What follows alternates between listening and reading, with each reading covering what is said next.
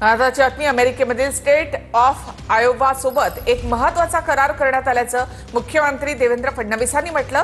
कृषी तंत्रज्ञानावर एकत्रित काम करण्याचा निर्णय घेण्यात आला। या करारामुळे मोठा फायदा होईल असं मुख्यमंत्री फडणवीसांनी म्हटलेलं आहे। पहिल्यांदाच आपण अमेरिकेतल्या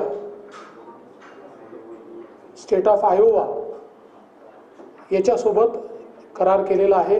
विशेषतः कृषी आणि कृषी तंत्रज्ञान ज्यामध्ये AI असेल, ज्यामध्ये मेकनायझेशन असेल, अशा विविध गोष्टींवर एकत्रित काम करण्याचा आम्ही निर्णय घेतलेला आहे।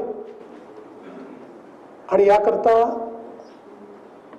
त्यांची एक युनिव्हर्सिटी आणि आपलं कृषी विद्यापीठ हे एकत्रितपणे काम करतील आणि बेस्ट टेक्नॉलॉजीज या भारतामध्ये कशा आणता येतील त्याचा प्रयत्न आपण करू।